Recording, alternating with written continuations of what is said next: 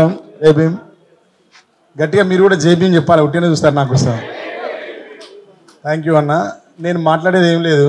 ఏదైనా మాట్లాడాల్సి వస్తే ఏమైనా మాడుకునేది ఉంటే మనం అంతా సభ సక్సెస్ మీట్ పెట్టుకుందాం. మళ్ళీ దాంట్లో బాగా గట్టిగా మాట్లాడుకుందాం, గట్టిగా అలాయ్ బాలాయ్ తీసుకుందాం. కానీ ఒక్క మాట మీదనైతే పనిచేద్దాం.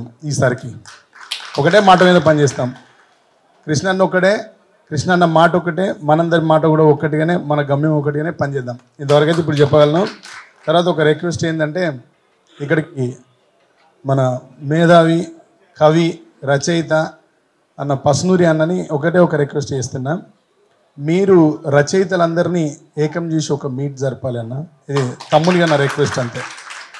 ఇది ఎవరి మీద దాడి చేస్తలేం, మనం ఎవరి మీద దాడి చేయట్లేదు. రచనల్లో కూడా అందరూ బాగా గుర్తుపెట్టుకోండి, అవతలి వాళ్ళని ఎవరిని హర్ట్ చేసేలాగా రాసుకోవాల్సిన అక్కర్లేదు.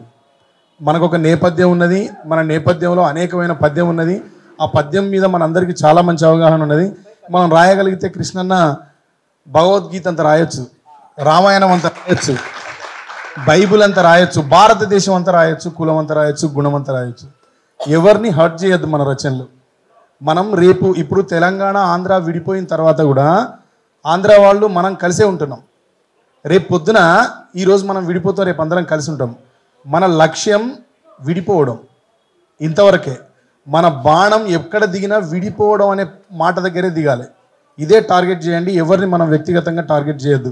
రచనల ద్వారా కానీ, స్పీచ్ల ద్వారా కానీ, వ్యక్తిగతంగా కానీ ఎక్కడ డిస్కషన్ జరిగినా కృష్ణన్న గురించి చెప్పండి, ఎంత గొప్ప పోరాటం చేసింది చెప్పండి.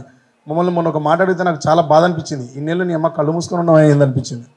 30 ఏళ్ళు నేను నా భుజాల మీద మోసిన తమ్మి, మీరు మన కళాకారులు కదా, మిమ్మల్ని 30 రోజులు మోయమని అడుగుతున్న తమ్ముడు అన్నాడు.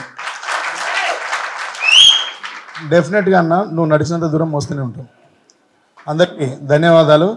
ఇప్పుడు నేను చెప్పిన డిస్క్లైమర్ ఏదైతుందో అది అందరూ ఖచ్చితంగా నోటీసులో పెట్టుకోవాలి. రవి అన్న, మీరు డేట్ కూడా ఇక్కడనే అనౌన్స్ చేసేయాలి. Thank you.